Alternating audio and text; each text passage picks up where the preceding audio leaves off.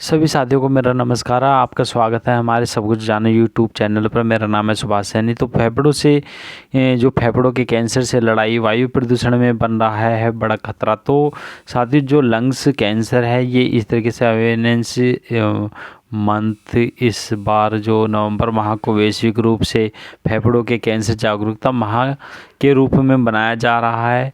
तो यह जो अभियान है केवल धूम्रपान के खतरों पर ध्यान केंद्रित करता है, बल्कि अब वायु प्रदूषण को भी एक उभरते और गंभीर जोखिम के रूप में रेखांकित किया जा रहा है। तो फेफड़ों के कैंसर से होने वाली मौतों में वायु गुणवत्ता की भूमिका को अब वैज्ञानिक के रूप में प्रमाणित किया जा चुका है। तो वायु प्रदूषण एक नया पर्यावरण कारक है। अंतर्राष्ट्रीय केंद्र अनुसंधान एजेंसी IARC ने बाहरी वायु प्रदूषण और सूक्ष्म कण PM 2.5 को ग्रुप 1 कार्सिनोजेन और कैंसरकारी तत्व के रूप में वर्गीकृत किया गया है। तो ये सूक्ष्म कण फेफड़ों की गहराई तक प्रवेश कर सूजन, DNA क्षति और अंततः कैंसर जैसी स्थितियों को जन्म दे सकते हैं। यहाँ तक कि PM 2.5 में हल्की वृद्धि भी धूम्रपान करने वाले के फेफड़े को एंडोकार्सिनोमा के नाम से मामलों को बढ़ा सकती है। तो व्यक्तिगत स्तर पर जो सुरक्षा के उपाय हैं इसके ये जान सकते हैं कि यद्यपि नीति स्तर पर बदलाव अत्यंत आवश्यक है, फिर भी व्यक्ति अपनी सुरक्षा के लिए कई प्रभावी कदम उठा सकते हैं। तो धूम्रपान छोड़ना अब भी सबसे प्रभावी रोकथाम उपाय है। इसके अलावा घर के भीतर HEPA फिल्टर का उपयोग करना, जैव ईंधन के स्थान पर स्वच्छ ऊर्जा अपनाना, तो उचित वेंटिलेशन सुनिश्चित करना, स्मॉग वाले दिनों में N95 मास्क पहनना और घर के भीतर रहना, तो ये सभी उपाय वायु प्रदूषण के संपर्क को कम कर सकते हैं। तो सरकारी नीतियों का जो जन स्वास्थ्य उपाय है, सरकारी राष्ट्रीय और इन जो स्थानीय सरकारें फेफड़े के कैंसर को जोखिम को कम करने में अहम भूमिका निभाती हैं। तो निम्नलिखित नीतियां महत्वपूर्ण हैं।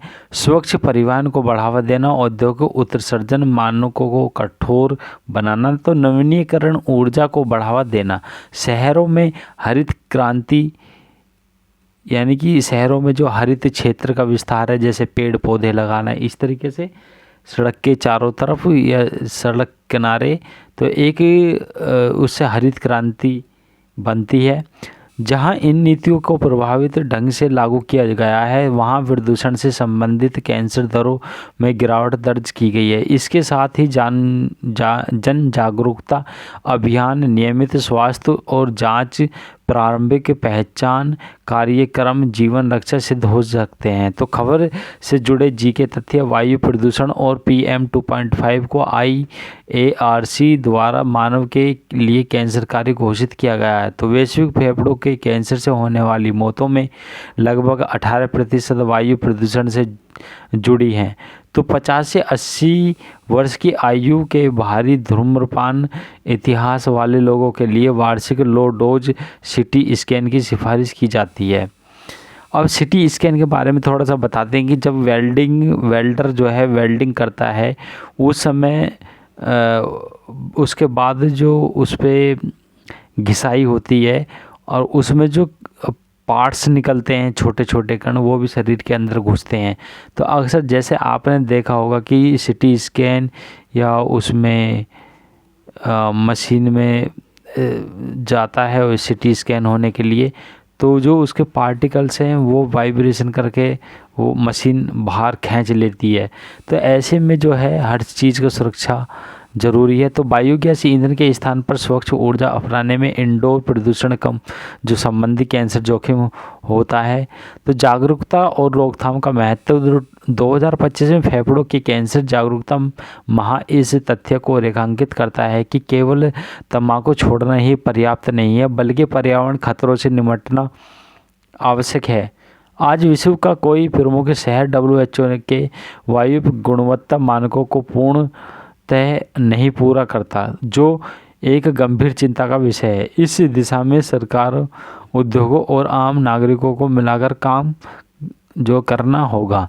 तो कुछ तथ्य ऐसे होते हैं कि घर के 4 सदस्य होते हैं, उनमें से 3 सदस्य मानते हैं, 1 नहीं मानता, तो ये भी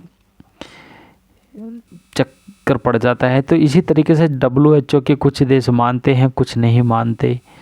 तो साथियों, ये वीडियो समाप्त हो चुकी है और इसी तरीके की वीडियो नेक्स्ट वीडियो में हम लेकर आएंगे फिर, और मिलते हैं अगली नेक्स्ट वीडियो में। Thank you for watching this video.